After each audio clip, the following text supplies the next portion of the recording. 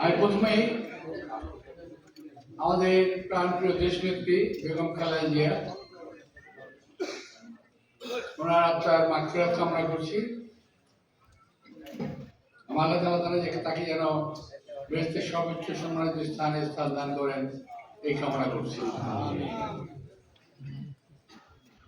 প্রিয় ভাইরা, দেশনেত্রী বেগম খালেদা জিয়া আমাদের মাঝে ছিলেন ছায়ার মতো, অভিভাবকের মতো, একটি গাছের মতো আমাদের ছায়া দিয়েছেন, সান্ত্বনা দিয়েছেন। প্রয়োজনে আমাদের জন্য রাজপথে লড়াই করেছেন। এটা হয়তো আপনারা অনেকেই জানেন না, নতুন প্রজন্ম জানার কথা না। দেশনেত্রী বেগম খালেদা জিয়া একটা সময় আমরা ভাবলে আশ্চর্য হবেন, ভিক্টোরিয়া পার্ক থেকে, সদরঘাটের ভিক্টোরিয়া পার্ক থেকে ফার্মগেট পর্যন্ত পায়ে হেঁটে মিছিল করেছিলেন। বিশ্বাস হয় আপনাদের? বিশ্বাস করার কথা না। আমার এখন বিশ্বাস হয় না যে ওনার সঙ্গে আমিও ছিলাম। পায়ে হেঁটে এত দূরে এসেছি কি জন্য? উনি বরাবর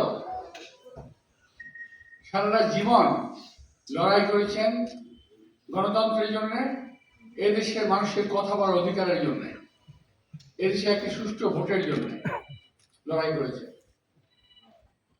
আমরা আমার বিএনপি নেত্রী হিসেবে ওনাকে আমরা জানতাম, কিন্তু উনি যে দেশের প্রতিটি মানুষের মনে কোথায় স্থান করে নিয়েছেন এটা আমরা জানতে অনেক দেরি করেছি, অনেক আমরা বুঝতে পারিনি, দেরি হয়েছে আমাদের।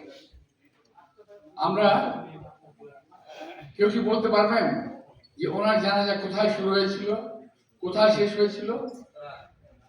শুরুটা বলতে পারবেন হয়তো সেই মানিক মিয়ার প্রথম প্রান্তে, এবং চারিদিকেই জানাজার মানুষ দাঁড়িয়ে গিয়েছিল।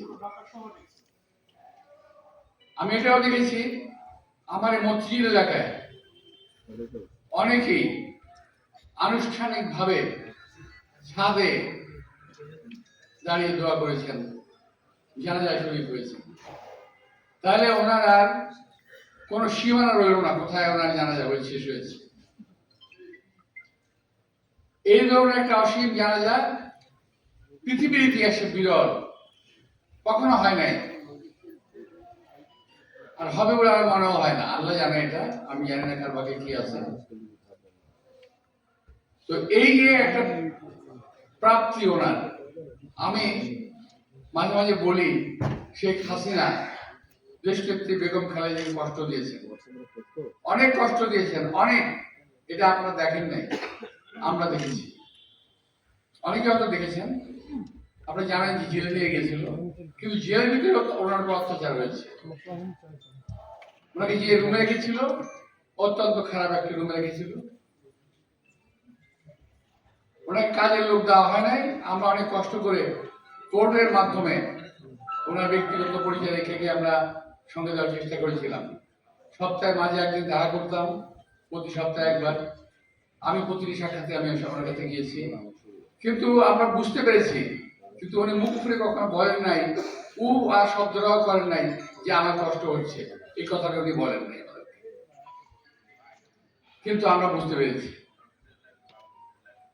শেখ হাসিনা ওনার কাছ থেকে যা কিছু ছিনিয়ে নিয়েছিলেন, যা কিছু ছিনিয়ে নিতে চেয়েছিলেন, ওনার মৃত্যুর পর জানা যায় আমরা দেখলাম যে শেখ হাসিনা নয়, আল্লাহ যাকে পছন্দ করেন আল্লাহ তাআলা সম্মান তাকে দিয়ে থাকেন, এবং ওনাকে উনি ওইভাবেই সম্মানিত করেছেন।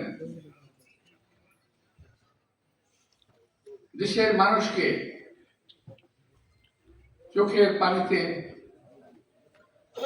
রেখে উনি চলে গেলেন আমার কাছ থেকে। আল্লাহ নসিব করুন।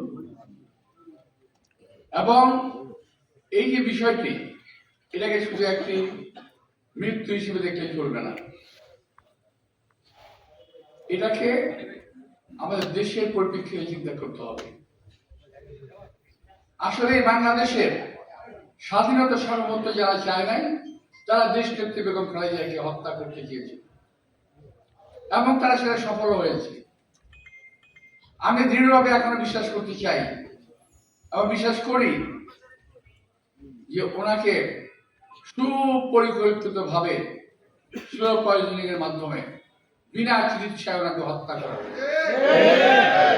সময় আসবে ইনশাআল্লাহ এটাকে আমরা খুঁজে বের করব এবং এর পিছনে আওয়ামী লীগ এবং আওয়ামী লীগের দোসরদের, আওয়ামী লীগ এবং আওয়ামী লীগের সঙ্গে যাদের সম্পৃক্ত দেশে এবং বিদেশে, দেশের বাইরে কিংবা আমাদের প্রতিবেশী কেউ থাকতে পারে, এতেও কোনো ভুল নাই। আমরা অনেক চেষ্টা করেছি বিভিন্ন ভাবে ওনাকে মুক্ত করার জন্য। আমরা চেষ্টা করেছি ওনাকে জেল থেকে বের করে এনে বাইরে চিকিৎসা করার জন্য, কিন্তু তারা সেটা করতে দেয় নাই। এমনকি আমার কথা বলেছে 80 বছর হয়েছে, বাঁচার আর দরকার নেই, এই শুনি মরে মরে মরে না তো, এই কথা বলুন হাসিনা ওয়াজ। আজকে দেখেন, যে নেত্রী বলেছিল যে দেশের বাইরে আমার কোনো থাকার জায়গা নাই এবং আমি দেশের বাইরে যাব না, মরতে হয় এদেশেই মরবো, এদেশের মাটি মানুষের সঙ্গে মিলেমিশে আমি থাকবো এবং এই দেশের মানুষের সঙ্গে আমি থাকতে চাই, এই দেশে আমি মরতে চাই। আল্লাহ তাআলা তার আকাঙ্ক্ষা কবুল করেছেন। যেখানে দেশে রাখবে না এই চিন্তা করে ক্যান্টনমেন্টের বাড়িটা ভেঙে দেওয়া হলো, ওনাকে বের করে দেওয়া হলো। ওনার টেলিভিশনে ফুটেজ দেখলে এখনো কোনো মানুষ চোখের পানি ধরে রাখতে পারবে না কি করুণ অবস্থা ওনাকে বের করা হয়েছিল। এটা নিশ্চয়ই আপনাদের মনে আছে, অনেকে দেখেছেন। আজকের কি অবস্থা, ভাগ্যের কি পরিহাস, নির্মম বলবো না, এর চেয়ে নির্মমতা হাসিনার জন্য অপেক্ষা করছে। উনি আজকে দেশে নাই, দেশে থাকতে পারছেন না, দেশে আসতে পারছেন না, দেশে আসতে পারবেন না। এই দেশের মানুষ আওয়ামী লীগ এবং হাসিনাকে কখনো গ্রহণ করবে না। যারা আওয়ামী লীগ এবং হাসিনাকে প্রশ্রয় দেবে, আশ্রয় দেবে, চেষ্টা করবে, যদি আমরা বেঁচে থাকি, আমি যদি বেঁচে থাকি, অন্তত এটার প্রতিহত এবং প্রতিরোধ করা হবে। রাজনীতি আজকে অনেক নতুন ধারা সৃষ্টি হয়েছে, অনেক নতুন ছেলেমেয়ে যুক্ত হয়েছে। তারা বিভিন্ন ভাবে আমাদেরকে বিএনপিকে কালার করার চেষ্টা করছে যে আমরা নাকি আওয়ামী লীগকে প্রশ্রয় আশ্রয় দিচ্ছি, কালার করার চেষ্টা করছে, আমাদের গায়ে একটা ভারতীয় রং লাগিয়ে দেওয়ার চেষ্টা করছে। আসলে কি তাই? এই বিএনপির জন্ম হয়েছে বাংলাদেশি জাতীয়তাবাদের উপরে ভিত্তি করে। বাংলাদেশ জাতীয়তাবাদের বাইরে আর কোন চিন্তা বিএনপি করে না। বিদেশে আমাদের বন্ধু থাকতে পারে, নাও থাকতে পারে, কিন্তু আমাদের কোনো প্রভু নাই। আজকে যারা বিভিন্ন কথা বলে, বিভিন্ন কাজকর্মের মাধ্যমে বুঝিয়ে দিচ্ছেন যে ওনারাই দেশে নির্বাচন করতে দেবেন না, একটা চক্র মেতে উঠেছে। সচিবালয়ে একদল কর্মচারী, কর্মকর্তা ষড়যন্ত্রে লিপ্ত, এই পোস্টিং সেই পোস্টিং বিভিন্ন ভাবে তারা নির্বাচনকে অন্যভাবে প্রভাবিত করার চেষ্টা করছে। আমার ভাইরা যারা এখানে আছেন, আমার বিএনপি দাখিল ভাইরা অনেকেই পরিবেশন হবেন, অনেকেই কাজ করবেন, তাদের উদ্দেশ্যে বলতে চাই, আপনারা দয়া করে সাবধান থাকবেন, কোন ষড়যন্ত্রকে আপনারা প্রশ্রয় দেবেন না। যেখানে ষড়যন্ত্র হবে সেখানে প্রতিরোধ হবে, যেখানে ষড়যন্ত্র হবে সেখানে প্রতিহত করা হবে। আর কিছু কিছু ছেলেপেলে আছে যারা উস্কানিমূলক কথাবার্তা বলে, কখনো আমার বিরুদ্ধে বলে, কখনো আমার নেত্রীর বিরুদ্ধে বলে, কখনো আমার দলের বিরুদ্ধে বলে। এই উস্কানিতে আপনারা উস্কানির ফাঁদে আপনারা পা দেবেন না। আমি কিছুক্ষণ আগে বসে বসে সোশ্যাল মিডিয়া ঘাটছিলাম, তো দেখলাম একটা ছেলে কথাবার্তা বলতেছে, বিভিন্ন রকম কথাবার্তা বলতেছে, এবং আমাকে মনে হচ্ছে কি জানেন, বাংলাদেশে আর কোন নির্বাচন নাই, একটাই নির্বাচন, ঢাকা ৮ মির্জা আব্বাস। বুঝছেন, একটাই নির্বাচন বাংলাদেশে এখন। এই মির্জা আব্বাসকে যদি হারিয়ে দেওয়া যায় তাহলে বাংলাদেশের বিএনপি হেরে যাবে, এমন চিন্তা ভাবনা তারা করে। বোকার সঙ্গে বসবাস করছে। মির্জা আব্বাসের কি হবে এটা আল্লাহ তাআলা লিখে রেখেছেন, এটা আমি বলতে পারবো না। তবে সারা দেশে বিএনপিকে কেউ পরাজিত করতে পারবে না। যে জোয়ার আছে এই জোয়ারটা থাকলেই হবে, ধরে রাখলেই হবে, বাঁচিয়ে রাখলেই হবে। মানুষজন অন্য কোন দলকে আর পছন্দ করছে না এই মুহূর্তে বিএনপির সামনে। তবে একটি কথা বলতে চাই, ইনশাআল্লাহ যদি আপনারা আমার দলীয় নেতা কর্মীরা বেঈমানি না করে, যদি সিনসিয়ারলি কাজ করে, ইনশাআল্লাহ এখান থেকে আমি জয়লাভ করতে পারি। ইনশাআল্লাহ আপনারা কাজ করবেন ইনশাআল্লাহ। এই যে আপনারা বললেন না, আমার কাছে খুব ভালো লাগতেছে, কিন্তু এখান থেকে বেরিয়ে যাওয়ার পর তো মার করবে। এখান থেকে বেরিয়ে যাওয়ার পরে শোনেন, এখানে যে কজন লোক আছেন যদি আমরা হাতে গুনি, এক একজন লোক যদি 10টা করে ভোট কালেক্ট করতে পারেন তাহলে নির্বাচনে জিততে কোনো অসুবিধা হবে। নিজের পরিবারের বাইরে 10টা করে ভোট কালেক্ট করতে পারবেন? আচ্ছা, আমি দেখবো এটা ইনশাআল্লাহ। আমি আশা করবো যে আপনারা যারা ঢাকায় থাকেন, যারা এলাকায় থাকেন, যার যার এলাকায়, আর আমার এলাকায় যারা থাকেন, তারা যদি কয়েকটা টিম করেন তাহলে আমার জন্য অনেক উপকার হবে, আপনাদের জন্য হবে। আমি যদি দেখি আপনাদের নাম হবে না? যদি হয়, আমি তো প্রার্থী না ভাই, আমি চিহ্ন মাত্র একটা, প্রার্থী তো বিএনপি, প্রার্থী তো আপনারা, আমি তো প্রার্থী না। আপনাদের প্রার্থী হিসেবে আমি একটা কি বলে রাখি, এটাকে একটা এক্সাম, একটা প্রতিনিধি মাত্র। জিতলে আপনারাই জিতবেন, ঠিক। আমি একটা মানুষ জিতলে কি আসে যায়, কিন্তু সবাই মিলে যদি আমরা জিতি তাহলে আমাদের সকলেরই লাভ হবে, দেশের লাভ হবে, দেশের গণতন্ত্র রক্ষা পাবে, সার্বভৌমত্ব রক্ষা পাবে। আমরা কতগুলো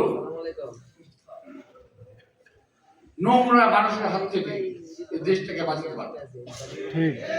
কিছু লোক আছে শুধু চাই ক্ষমতা, শুধু চাই ক্ষমতা, শুধু চাই ক্ষমতা। বিএনপি ক্ষমতায় বহুবার গেছে এবং যতবার ক্ষমতা গিয়েছে বিএনপি ততবার উন্নয়ন করেছে। দেশের মানুষের ভাগ্যের, দেশের স্বাধীনতা, সার্বভৌমত্বের। শহীদ রাষ্ট্রপতি জিয়া রহমানের কথা মনে আছে আপনাদের? আমি ওনার সঙ্গে অনেক মাঝে মাঝে আমার সঙ্গে ওনার সঙ্গে কথা হতো সামনাসামনি। আমি তো অনেক ছোট ছিলাম, তো ওনার আমি দেখতাম যে উনি অনেক সিরিয়াস কথাবার্তা বলে, যেগুলো অত্যন্ত ভয়ের ব্যাপার আর কি। ছোট ছিলাম তো ওনাকে আমি জিজ্ঞেস করলাম, স্যার আপনি এত বড় বড় দেশের সঙ্গে পাল্লা দিয়ে চান, একই ছোট্ট একটা দেশ আমাদের, আপনি টিকতে পারবেন? উনি আমাকে রিপ্লাই করলেন কি জানেন? সবার জন্য বলছি, এই কথাটা কেউ জানে না। উনি রিপ্লাই করলেন, দেখো তোমার মুখের মধ্যে দাঁত কটা? আমি বললাম কেন স্যার, 28 থেকে 32টা।